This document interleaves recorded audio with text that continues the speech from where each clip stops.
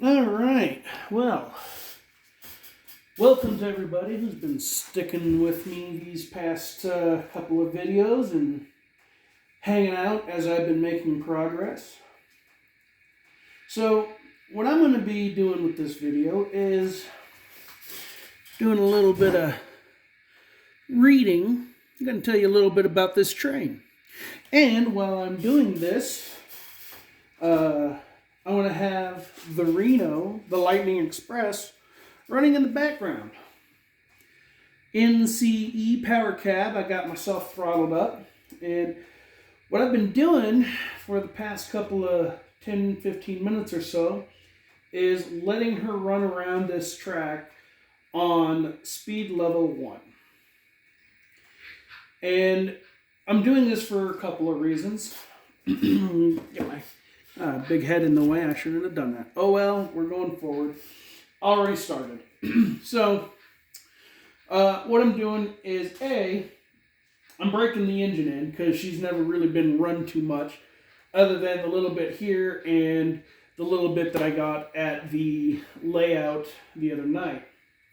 The Carson City Railroad Association's layout, I should say. So what I've got here is a real basic setup.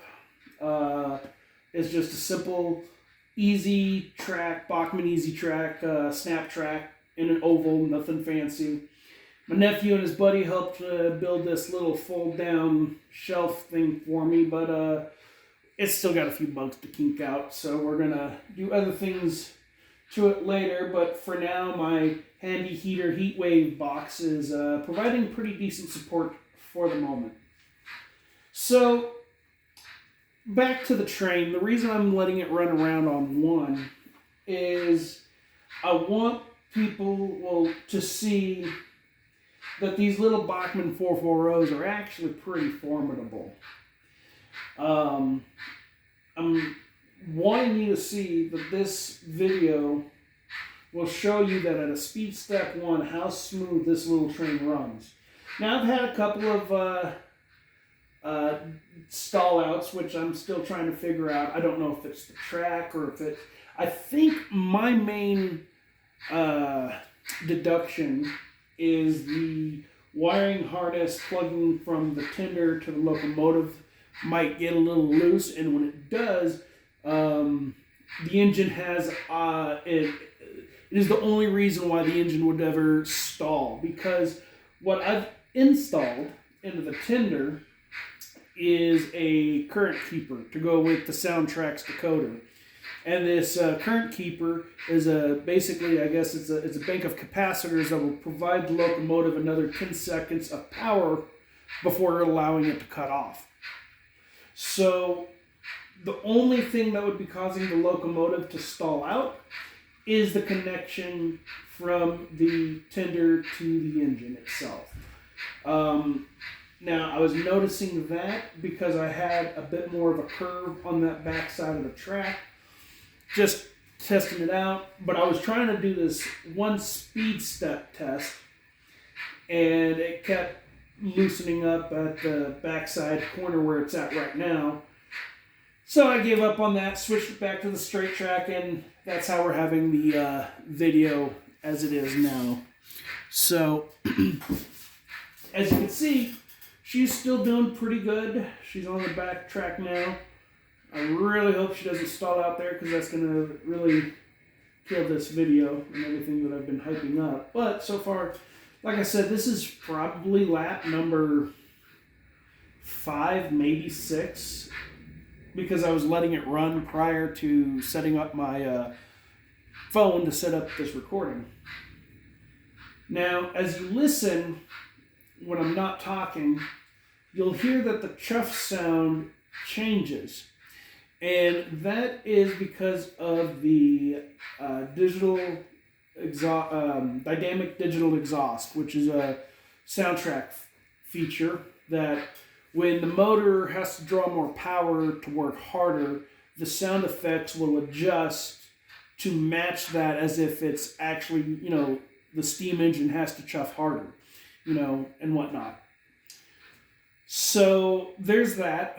Another thing I wanted to point out is the color scheme. And I've kind of said this in some of my posts on Instagram and Facebook, but I kind of want to address it in a video. As you can see, the Reno is actually in a color that most people probably would never have considered when you think of the Virginia Truckee's Locomotive 11, the Reno. So what I've done here is she is in more of her 1876, 77, 78-ish appearance. I am more of a fan of this era. I love the wood burning appearance. I love everything about this period of steam locomotives. And the Reno just happens to just be one of my favorites for a number of reasons.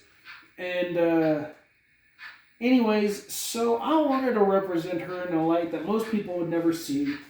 And I don't know, there's something about that makes her kind of special to me, and I like it that way. So she's kind of a mix of colors because there are no color photos of her in this format. One of the things that I've done is there are models up at the Nevada State Railroad Museum and a model of the Reno up at the depot in Virginia City. Now these two, see this number 4 card keeps coming off on me, and every time I watch it, it doesn't do nothing. So next time it comes back around, I'll have to catch it. Anyways, so there's these models that I have images of that I took photos of, and both of them had the Reno and the Genoa, which is a sister locomotive to the Reno. They both had the Yankee-style cap, and they both had that vermilion band across the top of it. Another thing that the two models that I was looking at had in common is the windows on the cab. The front windows have a red trim to contrast with the rest of the cab. And another thing that I thought was kind of interesting is when I was getting colors picked out for like the wheels and whatnot back in Kentucky, I happened to pick up, let's see, can I get a good shot of this? There we go. Dark vermilion. Am I getting it in focus? Anyways, there we go. Dark vermilion. And I find this funny, and I'm only bringing this up right now because what was I looking at? I can't think of it off the top of my head. I was looking at something, I was reading about it, and it was discussing how one of the, it was in a post, and I think maybe. Anyways, point being is I saw something point out that the color of the wheels were painted vermilion. And so I just thought that was kind of interesting to me because I didn't go out of my way to pick that color specifically. It just matched what I thought. I'm getting off track. So anyways, the locomotive has a bit of a mixture of the models that I've looked at, some of the photos that I've seen. I also took a little bit of the Ennio inspiration as well. Not entirely though, and so what I did is on the tender, the upper body is that burnt red with a gloss, a semi-gloss coat, and same with the trucks. However, on the bottom side of the tender, below the gold or the brass band, that portion of the tender I left a matte black, flat, which is similar to, which is how the Ennio's tender is. Again, getting off track, but this is stuff that I like to point out that I don't really get a chance to tell people because I've got 1,000 thoughts going through my head. But this is an opportunity where I get to tell you all of these little details. And what we're going to do is we're going to just punch it up just a little bit, just to give her a little bit of action. So, Virginia and Truckee Railroad Let's see here. I got my book here. I'm going to give you a few little highlights out of it. So let's see here.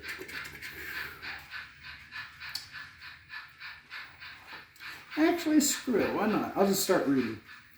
The express. So what I'm reading to you real quick, I guess I'll put that out there. This is the Lightning Express, and it's basically all about this train service. It's written by Mike Collins and Stephen Drew. And I picked this book up at the Nevada State Railroad Museum for $29.95. Go get your own. It's actually a really fascinating book. Gave me a lot of insight about this train. Oh, see, you can really hear that chuff going now. Now, what are you doing over there? You're making noises. Yeah, you're fine. So,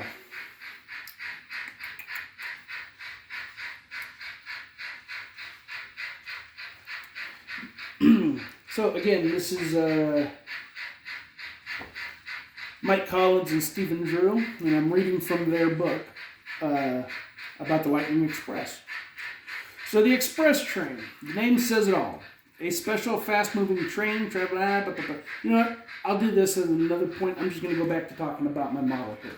Because I get sidetracked and I have all these ideas and thoughts that I want to share. So anyways, the Lightning Express basically was an overnight direct passage between Virginia City and San Francisco. The passengers would get on the train in San Francisco. They would leave at like 4 p.m. in the afternoon. And then they would get to Reno at about 6:15 in the evening. And then they would... I'm reading this backwards, aren't I? I'm probably doing it. So 4 p.m., 6... Okay, yeah. So let me backtrack that. They would leave San Francisco at 4 p.m. They would hit Sacramento at 9:15 p.m. Oh, see? There we go. Oh, but it straightened itself out. So next time we come back around, maybe I'll catch it. Anyways, so... yeah, here we go. Dinner on the boat from San Francisco and breakfast at Carson going east. Sleeping car daily between Carson and Vallejo. Breakfast at boat from Vallejo going west. So this was an express train that would allow businessmen to get off the boat in San Francisco, get on the train via the Central Pacific, and they would ride overnight up to Reno, where they would transfer on to the Virginia and Truckee. From there, it would be pulled by the Lightning Express down to Carson and then up to Virginia City. And that would allow the businessmen to get off the train in the morning, go handle business that they needed to deal with at the mines and various industries along, the Virginia and Truckee, and all the mills and the mines and the just everything that they had going on. Virginia City was just a booming industry at this point. And this ran from 1876 to 1881. And so one thing that I've opted to do, and I don't feel like getting up to look, so hopefully this will get a good shot. You can see some various colors of cars that they've had throughout their service. This top one, it's what they call fawn. See, it's like that. Man, I gotta watch it next time. And I keep saying that, then I get distracted by talking to the camera. So they started with this fawn or light brown color. I'm not a fan of it. It's kind of bland. And then you've got what they call the Philadelphia train. And they were this pea green with the dark brown trim. And I just find it ugly. And then I do like this dark crimson with yellow trucks, which what you see on Coach 17 here. But I'm I opted for recognizability. When you see that green and yellow, most people will go, "Oh, that's that Truckee, Virginia and Truckee. Yeah, that Nevada rail line." So it to me is more important to get that um, uh, recognizability as opposed to trying to get perfectly accurate, as prototypically, because I could get prototypical down the road later. This is going to be a train that I want to take out, and I want people to see, and I want it to go explore other layouts. Okay, we're going to watch as they come across these right here. Here comes Reno. And you got your express car, and your mail and baggage, coach 3. Okay, so you're getting tripped somewhere else. Okay, so I gotta go look elsewhere. But we're not gonna worry about it right now, so I'm gonna actually, we're gonna just let it go around one more time. It's not messing up too bad. So this train, I wanted to do the Lightning Express because I've been putting together Virginia train cars and everything for the past few years, and I never once imagined that I would ever have anything to give me the accurate information I needed. But, I mean, in the back of the book here, they showed the illustration of the express trains, the car lineup. And it just, the Kimball passenger train, 47 to 48, 1874 to 78, that's exactly what these cars are right here. So I decided to just go with it. The colors, I like those colors. They're bright, they're obnoxious. Man, what are we stumbling for up there? Anyways, so I wanted to just kind of let this video run, let you see that, these little Bachmann engines are pretty, they're not bad. I've done a little bit of what I call aftermarket model railroading, but it has improved the ability of this locomotive to run.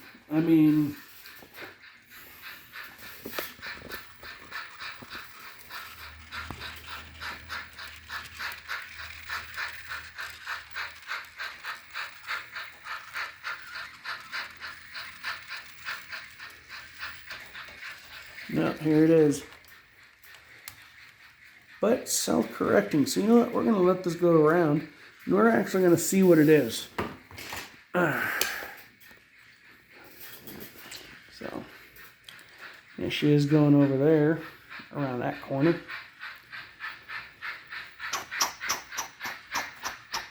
I love that dynamic exhaust. Okay, so we're going to just step over here for the moment. Let's see if we can catch where this is at. Could be very well from when I switched out some of this track. I'm looking over here. Nothing seems to be amiss. Okay.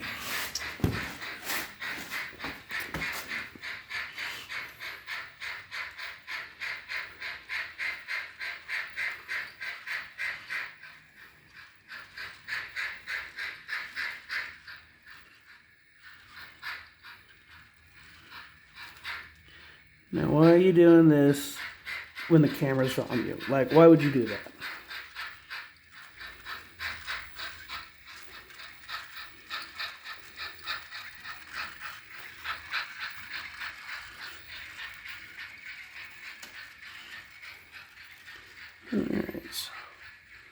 Alright.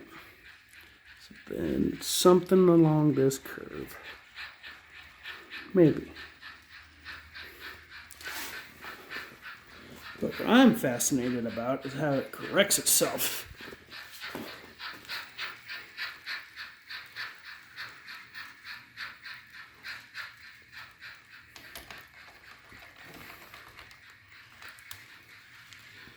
Alright, so we're gonna, let's get a little bit more power.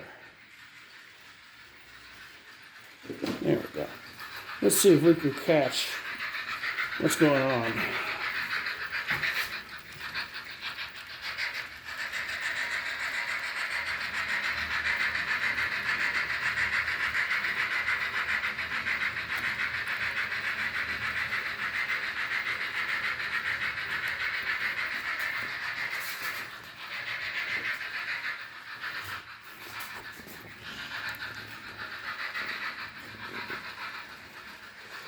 Did it do it this time? It doesn't look like it.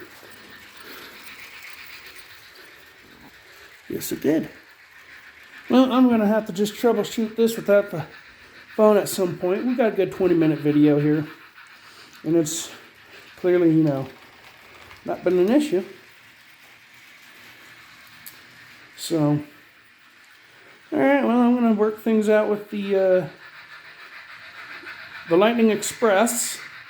I'm going to let this video upload. It's going to take a while probably, but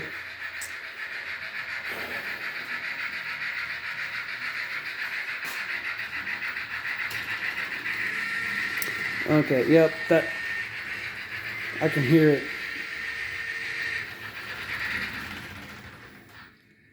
Alright, yeah, I know it's somewhere over here now, so I want to figure that out. So much for this video doing exactly what I wanted, but I guess this is the way it's going to be. So, more videos in the future. See ya.